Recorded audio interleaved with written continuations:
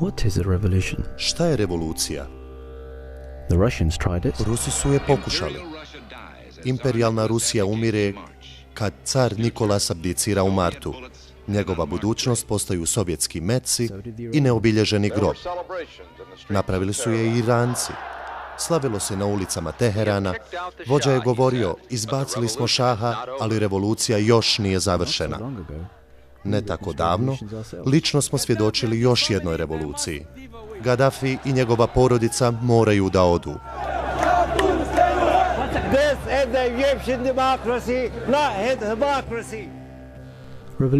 Revolucije nisu ništa novo.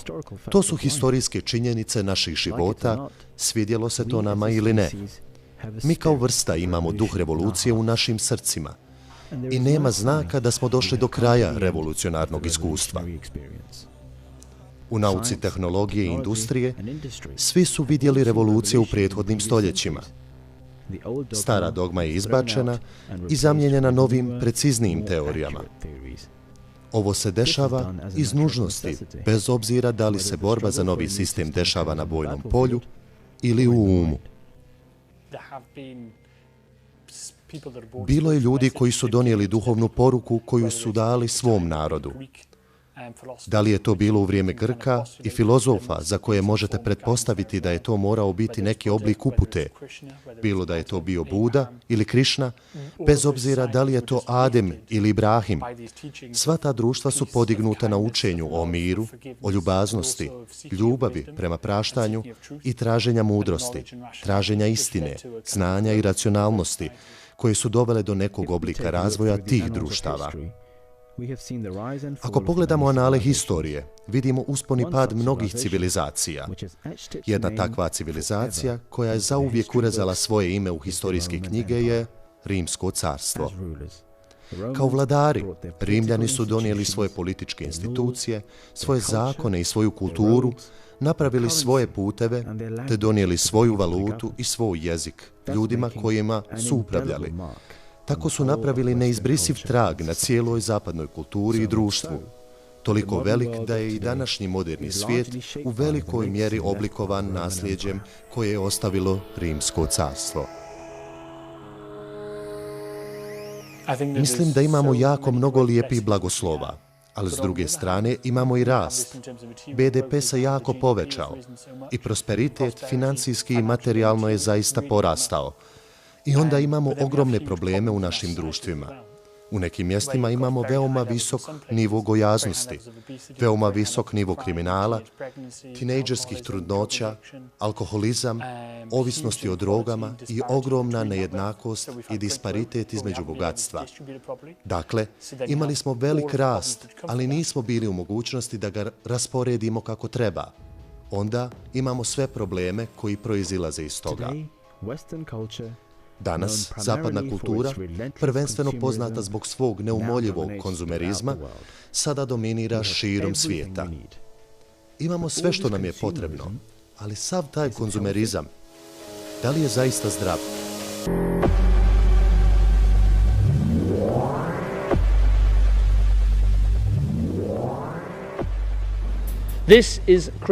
To je kriminal, čisto i jednostavno. Osjećam ogromnu simpatiju za porodice koje su stradale, za nevine ljude koji su vatrom istjerani iz svojih kuća i dvije firme čije su prostorije razbijene, njihovi proizvodi opljačkani i životi potencijalno uništeni.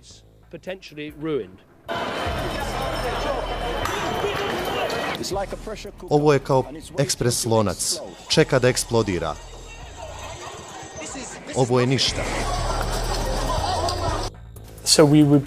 Dakle, bili bismo glupi da se žalimo na razvoj koji smo imali, ali izgleda da postoji vakum ili praznina u našem društvu u kojem se borimo da uzmemo, da iskoristimo prednosti ovog rasta i da znamo šta da radimo sa njim.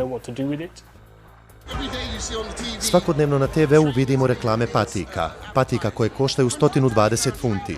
Znate kako je to za Nike patike koje moram kupiti svom sinu? Ljudi se pitaju zašto mora da ima patike od 120 funti. Ali ako mu to gurate u lice putem TV-a i govorite mu da je to nešto najbolje, da je to vrh najboljeg, zašto ih onda ne bi želio?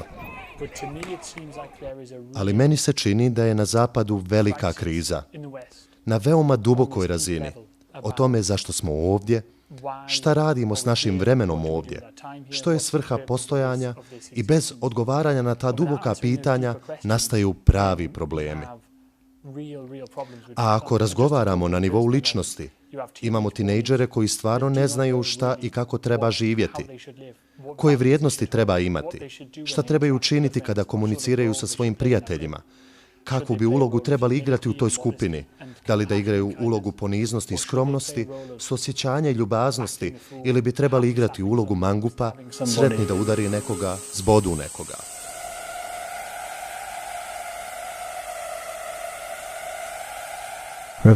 Revolucija podrazumijeva potpunu i apsolutnu promjenu i želju za izgradnjom nove strukture umjesto stare.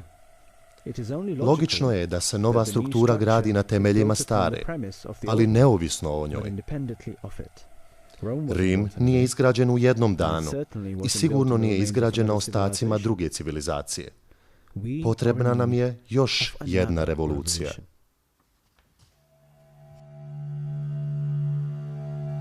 ومرتجت الأرض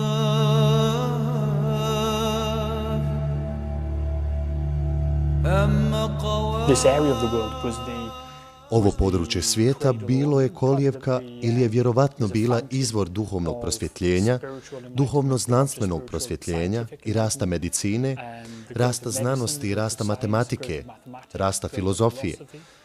To su stvari koje su potpuno procvjetale na ovom mjestu. Iz ove apsolutno ne samo fizičke pustinje, već intelektualne pustinje i nemoralne pustinje, došla je oaza koja se jednostavno proširila i kaskadirala, a čudna stvar je ono što danas vidimo kad mislimo na islam. Sada mislimo na nešto vrlo zastrašujuće, ponekad mislimo na nešto čemu nedostaje intelektualni razvoj, ali ako pogledamo istinski islam, koji je nastao u to vrijeme, onda je to doslovno ono što je donijelo najsvjetlije moguće intelektualno prosvjetljenje i energiju tim ljudima koji su doveli do ove velike promjene. To je bilo učenje islama koje je donio časni poslanik sallallahu alejhi ve sellem.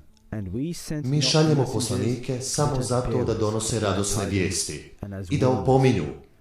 Neka se zato oni koji vjeruju i dobra djela čine ničega ne boje i ni za čime neka ne tuguju. Ovaj ajet iz časnog Kur'ana pokazuje da religijski napredak ovisi o revoluciji i reformi. Kada Bog šalje poslanika svijetu, on dolazi jer je čovjek izgubio svoj put i počeo djelovati na načine koje su potpuno neprirodne i više.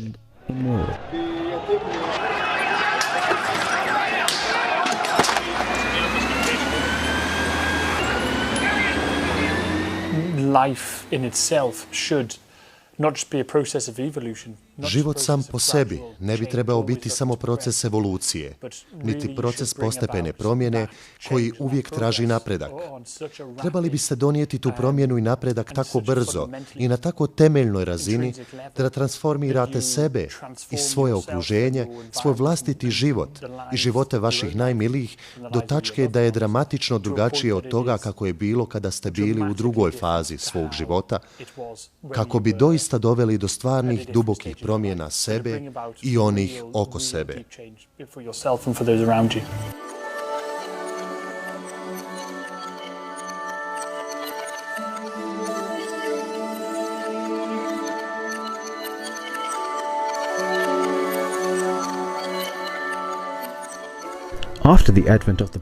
Nakon dolaska obećanog Mesije, kakva je vjerska revolucija koja se mora dogoditi? To je povratak islamu, prelazak iz sebičnosti u požrtvovanost, iz konzumerizma u halifat, iz nemorala u moral. Naš vođa pokrenuo je kotače revolucije i naš je zadatak nastaviti tu revoluciju mira, ljubavi i apsolutne pravde.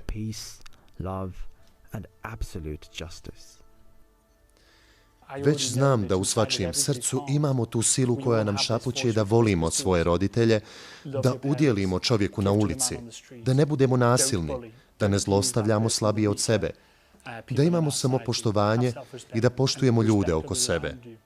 Da budemo sažaljivi i miroljubivi. I najljepša stvar za nas, ako smo iskreni prema tom unutarnjem glasu, a moje mišljenje je da biti iskren prema tom glasu znači biti iskren prema sebi, iskren prema Bogu, iskren prema drugima. Mislim da je to put duhovnosti.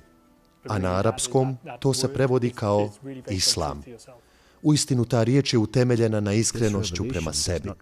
Ova revolucija ne zahtijeva prolijevanje krvi, već promjenu načina razmišljanja, ideja i savršenu poslušnost halifatu.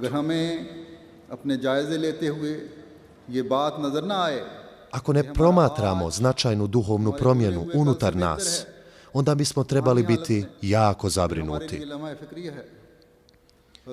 Obećani Mesija je rekao da vjera nije samo izgovaranje šehadeta, nema drugog Boga osim Allaha, Muhammed je Allahov poslanik. Vjera je duboka tajna i čvrsto uvjerenje gdje je naš ego odvojen od nas i mi postajemo slobodni od grijeha.